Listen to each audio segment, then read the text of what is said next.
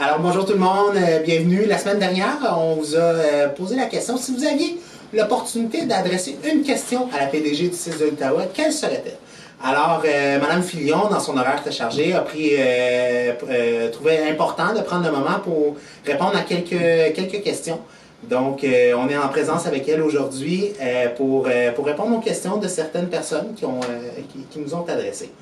Alors, la première question, M. Saint-Amour nous demande pourquoi limiter les tests aux personnes vulnérables et aux personnes du milieu de la santé seulement?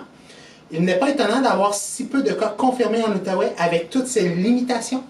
Ce que je peux répondre à M. Saint-Amour, c'est que la clientèle vulnérable est vraiment la clientèle qui est identifiée comme étant plus à risque de contracter la COVID. Et ce qu'on veut, c'est surtout les protéger. Donc, comment on s'assure de faire les dépistages de ces gens-là, parce qu'on sait que la clientèle vulnérable, ce sont principalement des gens âgés, des gens qui ont aussi des maladies chroniques, comme des maladies cardiovasculaires, comme l'hypertension, d'autres ont aussi du diabète. Donc, on doit vraiment s'assurer que ces gens-là sont protégés advenant qu'il y a une situation COVID. Toutefois, pour le volet des employés, ce qui est important de mentionner, ce sont des gens qui prennent soin de la population. Donc, dès qu'ils ont des signes et des symptômes, bien évidemment, de faire le dépistage. Et advenant qu'il y a des cas positifs en fonction de l'analyse qui est faite épidémiologique par l'équipe de la direction de santé publique, à ce moment-là, on fait les dépistages des gens qui travaillent ou qui ont travaillé de proximité avec les personnes ou la personne qui était COVID positif. L'autre élément que je souhaiterais apporter aussi en lien avec les dépistages, c'est que la région de l'Outaouais s'est vraiment accolée aux orientations du ministère qui sont données en lien avec les profils de gens qu'on doit dépister. Donc, on le sait, ça a évolué au fil du temps. Donc, on s'est vraiment accolé à ces lignes directrices-là. Maintenant, nous avons Mme Tania Charlebois qui nous pose la question, pourquoi ne pas dépister tout le personnel qui travaille en santé? Mme Charlebois pose une excellente question. En effet, on pourrait dépister tous les employés. Je comprends qu'il y a une grande inquiétude à ce niveau-là, mais comme je l'ai mentionné précédemment à M. Saint-Amour, l'objectif, c'est de vraiment dépister les gens qui ont des signes et symptômes ou qui ont été en contact avec des gens qui sont COVID positifs. Donc, il n'y a pas de valeur ajoutée de dépister 100% des employés. Toutefois, ce qui est important, c'est que les employés appliquent les mesures de protection individuelle, entre autres le port du masque, la blouse, la visière si nécessaire, et bien évidemment le lavage des mains. Madame Manon Roberge nous demande maintenant, est-ce que vous êtes vraiment transparent dans les données de la région? Si nous ne dépistons pas tout le monde qui présente des symptômes, nous ne pouvons pas avoir des données représentatives et les chiffres sont erronés. Alors, Madame Roberge, pour moi, c'est important de transmettre la bonne information, les informations valides, les informations justes et les informations en temps le plus réel possible. Je n'aurais pas avantage comme PDG de ne pas transmettre l'information et j'ai une grande conscience professionnelle dans le rôle que j'occupe de m'assurer que les gens aient la bonne information. Je sais que parfois les gens souhaitent avoir beaucoup d'informations, beaucoup de détails. Toutefois, soyez assurés que dès que j'ai la possibilité de vous le transmettre ou les orientations gouvernementales me le permettent, nous vous transmettons l'information et nous vous la transmettrons au fur et à mesure qu'il y aura l'évolution au fil du temps. Maintenant, Mme France Saint-Denis nous demande « J'aimerais sortir ma mère de sa résidence alors qu'elle s'ennuie beaucoup.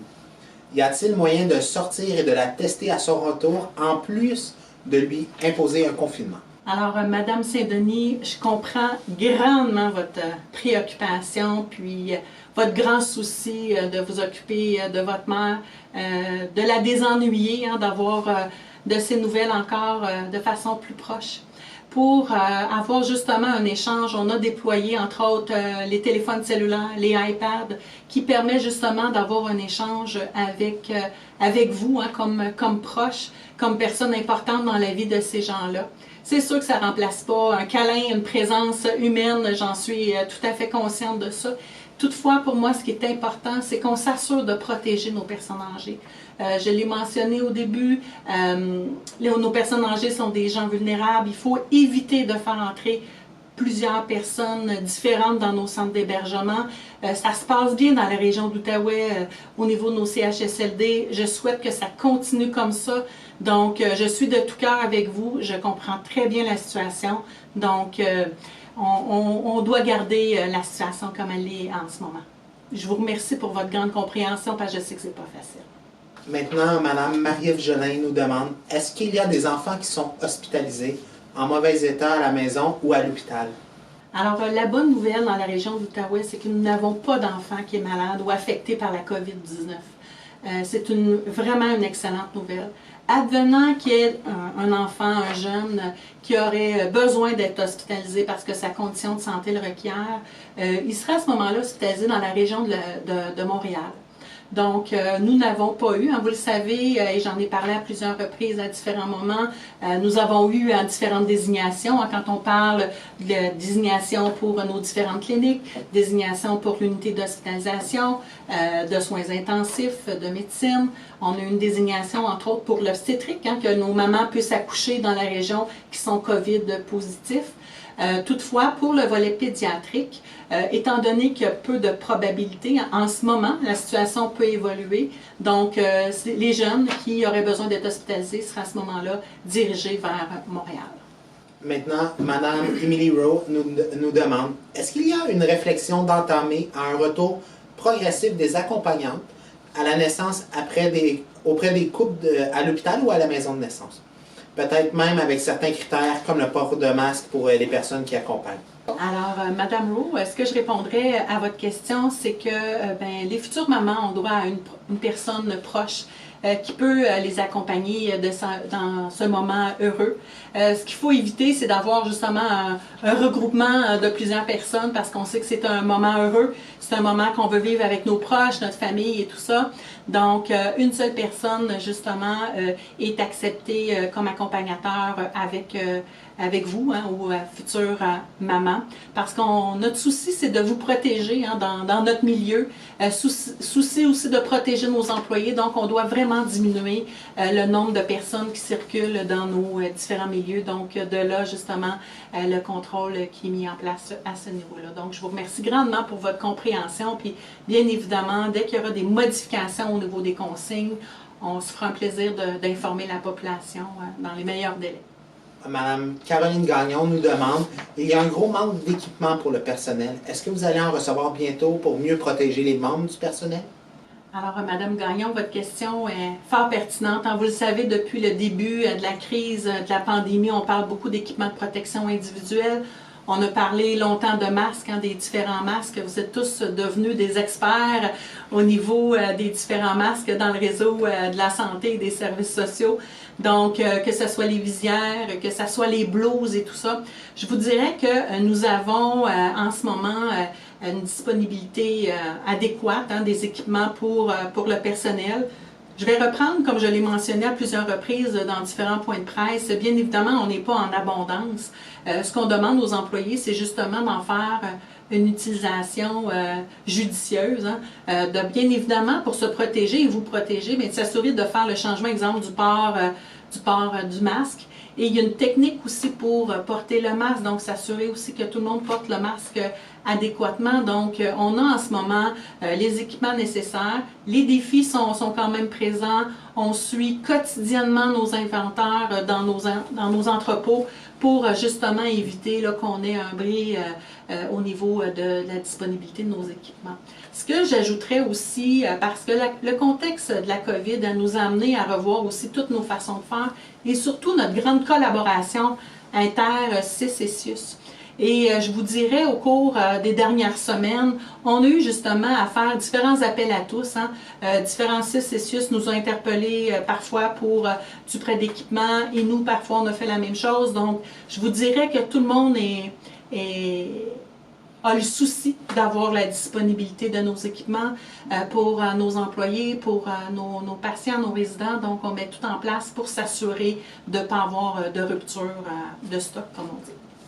Alors, la dernière question, M. Pierre Pilon nous demande, pouvez-vous me renseigner sur les délais additionnels pour une chirurgie élective? Combien de mois de plus devrais-je m'attendre à patienter? Alors, M. Pilon, pour moi, c'est difficile en ce moment de vous mentionner une notion de temps. Vous savez, pendant la période de pandémie, dès le début, il y a eu une orientation qui a été donnée pour qu'on fasse les chirurgies, qu'on réalise les chirurgies qui étaient urgentes et semi-urgentes. Donc, l'ensemble des autres chirurgies qui, tout comme vous, plein d'autres personnes étaient en attente d'une chirurgie, ont été annulées pour le moment. Ce que je vous dirais, actuellement, nous sommes à réfléchir, à regarder comment on reprend nos activités de façon graduelle et structurée.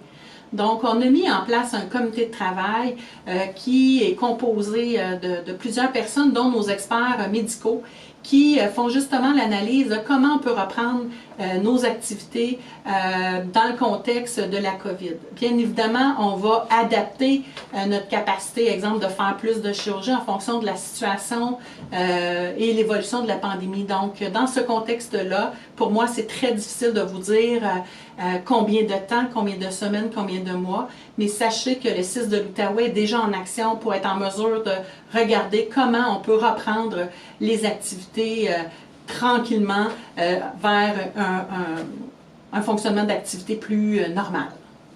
Alors, merci tout le monde. C'était les questions pour lesquelles on souhaitait prendre un temps pour répondre.